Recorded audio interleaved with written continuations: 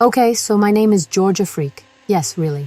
It's a name that gets a few raised eyebrows, but honestly, my life has been anything but freaky. It's been, well, quiet. Terribly, terribly quiet. My husband, Tom, is a lovely man. He has a kind smile and remembers to take out the bins, which is more than I can say for some. But lately, our evenings have followed a very specific, soul-crushing routine. He comes home, kisses my cheek, and then disappears into the blue glow of his computer screen.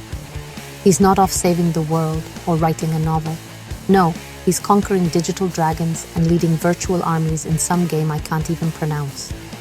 I feel like a ghost in my own home, floating from the kitchen to the living room, completely unseen. I've tried everything, you know. I've tried making his favorite lasagna, which used to guarantee at least 20 minutes of actual conversation. Now he just eats it at his desk, his eyes glued to the battle unfolding on his monitor. I've tried wearing that slinky red dress he once said he loved. He didn't even look up. "One sec, babe. This is a critical raid," he'd mutter, and my big romantic gesture would deflate like a sad balloon. It's a strange kind of loneliness being married, but feeling utterly alone. It's like I'm shouting into a void, but the only sound that comes back is the frantic clicking of a mouse and the occasional triumphant yell when he slays a monster. The silence in our house has become a living thing.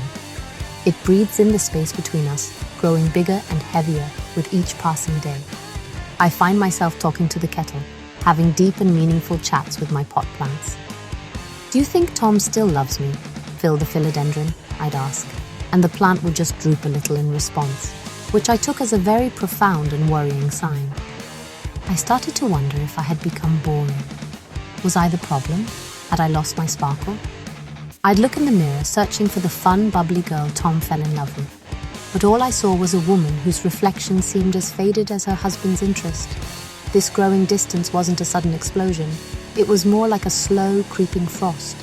It started with him playing for just an hour after work, then two, then entire weekends vanished into his virtual world. Our shared jokes were replaced by gaming jargon I didn't understand, and our future plans were put on hold for the next big game release. I was married to the man, but his heart, his passion, and his attention were all owned by a fantasy kingdom made of pixels and code. I was just a background character in my own life, waiting for the main player to notice me, and I was starting to lose hope that he ever would.